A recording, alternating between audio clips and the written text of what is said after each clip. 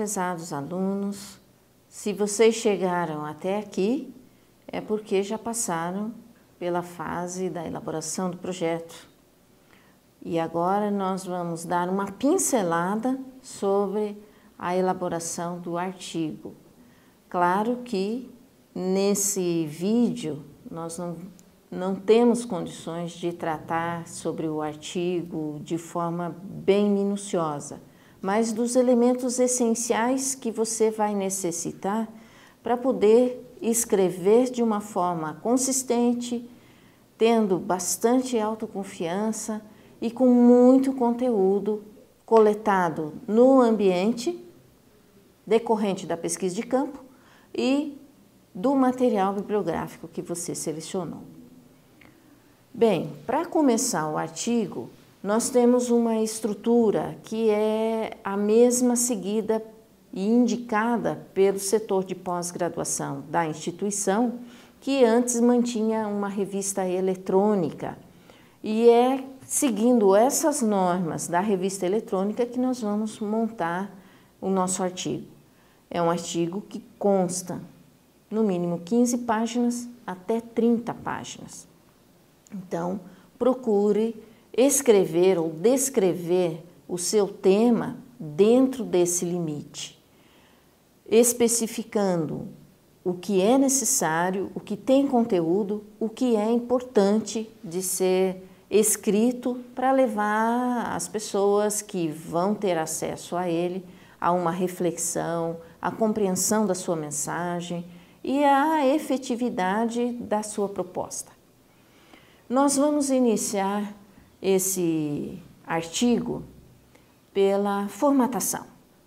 A formatação é uma parte técnica, mas é uma parte importante, porque o artigo que é lido aqui no Brasil pode ser lido em qualquer outra parte do mundo, porque ele segue uma norma indicada pela Associação Brasileira de Normas Técnicas. Essa associação brasileira, a nível nacional, ela segue as regras estabelecidas pelas associações internacionais. Então, nós temos as normas aplicadas pela ABNT para artigos, trabalhos científicos, para referências bibliográficas, para resenha, para citações e outros elementos mais.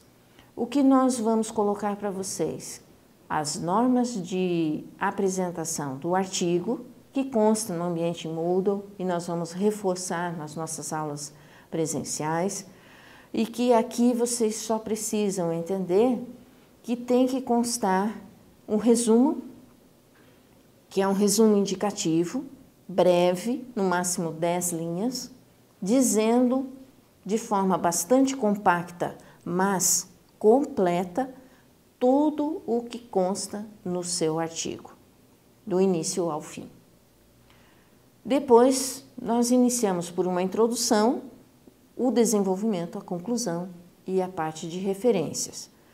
Nessa introdução é importante você retomar alguns aspectos do projeto, especialmente a questão metodológica, a justificativa, os objetivos, principalmente o objetivo geral, os autores que você utilizou e os resultados que você alcançou. Para iniciar o desenvolvimento do trabalho, você vai partir do primeiro objetivo específico. Qual foi a ação inicial que você se propôs? O que você concretizou em relação a ele? E descrever cada um desses objetivos que irão compor a parte textual, a parte onde você apresenta respostas à situação-problema. Vejam que o projeto ele se baseia numa construção sequencial, por etapas, a partir da situação-problema. O artigo ele vai se basear em determinadas etapas no sentido de responder à situação-problema. Por último, nós vamos ter a parte final, que é a conclusão do trabalho, ou considerações finais, ou você pode dar um outro título para a conclusão. Geralmente, conclusão a gente faz quando você se refere a algumas partes do texto anterior, do desenvolvimento. Você quer pontuar a que conclusão chegou cada um desses pontos. Nas considerações finais, nós chamamos assim, porque você não se limita ao trabalho. Você vai apontar questões mais abrangentes. A partir dos resultados que você alcançou, você vai apontando outras situações, problemas. Você vai dizer que não chegou a um resultado efetivamente concreto sobre o tema e você vai abordar a questão de uma forma mais ampla, mais genérica. Não esqueça de citar as fontes durante todo o trabalho, porque aí nós vamos entrar na questão dos direitos autorais. Tá? Uma questão importante é mencionar o plágio. Todo o trabalho, quando é postado no ambiente online, para ser encaminhado para as bancas escrita e banca oral, ele passa antes pelo Comitê de Autenticidade.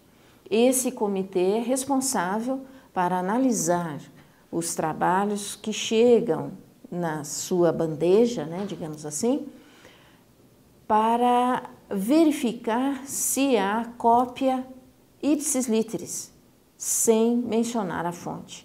Ou seja, se você usou o Ctrl+V e Ctrl+C para montar o seu trabalho.